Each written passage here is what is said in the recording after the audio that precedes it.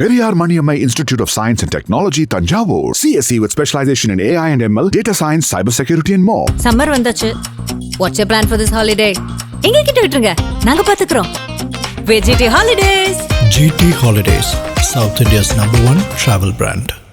என் இதயத்தின் இடப்பக்கம் இருக்கும் விருச்சிக ராசிக்காரர்களே, ராசிநாதன் செவ்வாய் 10ஆம் இடத்தில் இருக்கிறார்.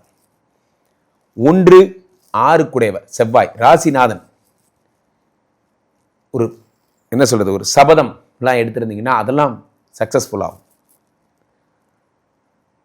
ஒரு என்ன சொல்றது, ஒரு வீர சபதம், உன் முன்னாடி நான் ஜெயிச்சு காட்டுறேன், என்னை யாரெல்லாம் பார்த்து சிரிச்சிங்களோ அவங்க முன்னாடி போய் சொன்னா நான் ஜெயிக்கிற நேரம் இது, நான் யாருன்னு ப்ரூவ் பண்ணுற நேரம் இது அப்படிங்கிற மாதிரி ஜெயிக்கிற நேரம் இது. உங்களுடைய திறமைகளை வெளிப்படுத்துவீர்கள் சார். ஒரு பறவை ஒரு மரத்தில் வந்து அமர்கிறதே, அந்த பறவை அந்த கிளை உடைந்து விடும் என்று பயந்து நம்பி உட்காரவில்லை, தன் சிறகுகள் மேல் இருக்கும் நம்பிக்கையில் உட்காருகிறது. அந்த கிளை உடைஞ்சாலும் அது பறந்துடும். அந்த பறவைக்கு அந்த மரத்தை பற்றி கவலையே கிடையாது.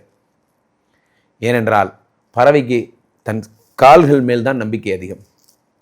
அதை போலத்தான் நண்பர்களே, உங்களை பொறுத்த வரைக்கும் செவ்வாய் உங்கள் ஸ்கில்லை நம்பி 10ஆம் இடமாகப்பட்ட தொழில் ஸ்தானத்தில் இறங்குகிறீர்கள். நான் நல்லா பண்ணுவேன் சார், இதை மட்டும் என்கிட்ட கொடுத்தீங்கன்னா நான் சிறப்பாக பண்ணுவேன் சார், நான் அப்படி பண்ணுவேன் சார், இப்படி பண்ணுவேன் சார்.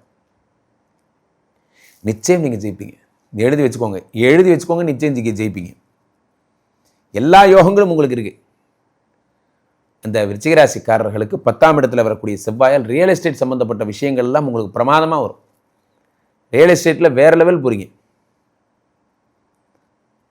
அதே நேரத்தில் 8ஆம் இடத்தில் இருக்கின்ற குருவோடு சேர்ந்த சூரியன், அதே சூரியன் 8ஆம் வீட்டில் மறைகிறார். இது எப்படிப்பட்ட ஒரு விளைவுகளை தரும் என்றால், எல்லாமே உங்களுக்கு இருக்கும். வாண்டடா நீங்க போய் கொடுத்து ஏமாறுவீங்க.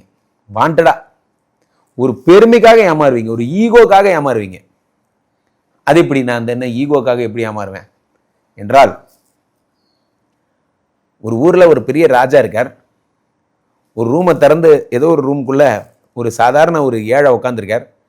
கதவை திறந்த உடனே வழக்கமாக ராஜா வந்தால் எல்லாரும் எந்திரிச்சு நிற்பாங்க. ராஜா வணக்கம் ராஜான்னு சொல்லுவாங்க. இந்த ஏழை என்னடான்னா இவர் பார்த்துட்டு இப்படி பார்த்துட்டே இருக்கார். அந்த ராஜாவை வணக்கம் வைக்கவே இல்லை.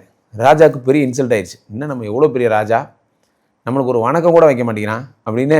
ஹேய் தம்பி, நான் ராஜா வந்திருக்கேன், மதிக்க மாட்டேன் நீ அப்படின்னோடனே, இல்லை மதிக்க மாட்டேன் அப்படின்னோடனே, இந்த ஒரு 2 தங்க காசு எடுத்து போட்டு, இந்த 2 தங்க காசு வச்சுக்கோ, இப்போ எனக்கு வணக்கம் வைப்பியா இன்னொன்னே. அந்த ஏழை சொல்கிறாராம், இவ்வளோ பெரிய ஒரு மூட்டை நிறைய பொற்காசு வச்சுருந்து 2 கொடுக்குறியே, நீலாம் ஒரு ராஜாவா, உனக்கு எதுக்கு நான் வணக்கம் வைக்கணும்னு சொன்னாராம். ஏன்னா இப்படி சொல்லிட்டேன் அப்படின்ட்டு ஒரு 10 பொற்காசு எடுத்து கொடுத்து, இப்போ வணக்கம் வைப்பியா, திரும்ப அதுதான் சொல்கிறேன், 10 தான் கொடுத்துருக்கேன், ஒரு மூட்டை நிறைய வச்சுருக்கேன், இப்போ நான் எதுக்கு வணக்கம் வைக்கணும்னு சொன்னேன். ராஜாவுக்கு தாங்க முடியல. சரின்னா 1/2 மூட்டை தங்க காசு அப்படி எடுத்து கொட்டுறாரு. இந்தடா எடுத்துக்கடா, இப்பயாவது வணக்கம் வைடா அப்படின்னு. அவன் சொன்னாரான், இப்போ 1/2 மூட்டை தங்க காசு கொடுத்து நீ நான் ஈக்குவல் ஆகிட்டோம், நான் ஏன் ஒன்றை வணங்கணும் அப்படின்னு கேட்டாரான். ராஜாவுக்கு வெறுப்பு தாங்க முடியல.